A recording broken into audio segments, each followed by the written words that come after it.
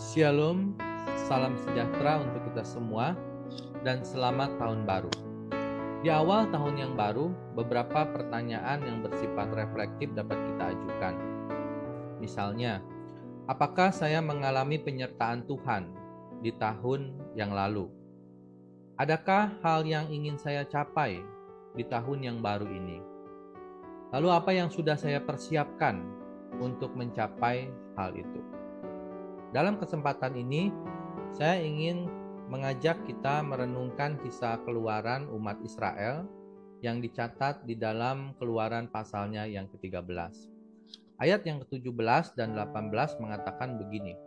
Setelah Fir'aun membiarkan bangsa itu pergi, Allah tidak menuntun mereka melalui jalan ke negeri orang Filistin, walaupun jalan ini yang paling dekat. Sebab firman Allah, jangan-jangan bangsa itu menyesal apabila mereka menghadapi peperangan sehingga mereka kembali ke Mesir.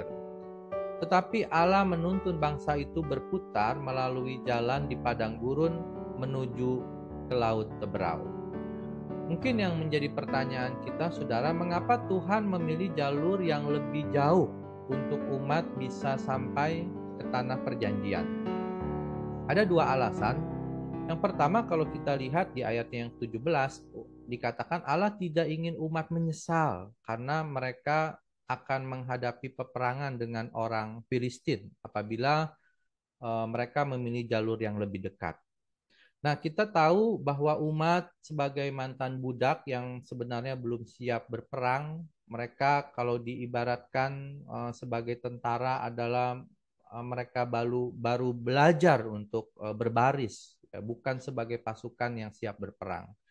Jadi di sini Tuhan lebih mengetahui batas-batas dan apa yang mampu umat capai, umat kerjakan. Sehingga kita melihat Allah memilih planning A dan bukan planning B.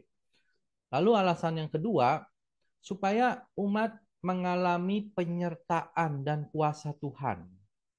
Meskipun memang perjalanan ini memutar jauh dan penuh dengan dinamika. Namun melalui pengalaman itu kita melihat bagaimana umat mengalami pimpinan penyertaan Tuhan sepanjang perjalanan itu. Di ayatnya yang ke-21 ya dicatat bagaimana penyertaan Tuhan itu nyata di dalam perjalanan itu. Tuhan berjalan di depan mereka pada siang hari dalam tiang awan untuk menuntun mereka di jalan, dan pada waktu malam dalam tiang api untuk menerangi mereka, sehingga mereka dapat berjalan siang dan malam. Nah, kita tahu, saudara, bahwa di padang gurun perubahan suhu pada siang dan malam itu begitu tajam, ya, siang begitu panas dan malam begitu dingin. Namun penyertaan Allah nyata melalui tiang awan dan tiang api pada malam hari, di mana tiang api itu bisa menghangatkan mereka.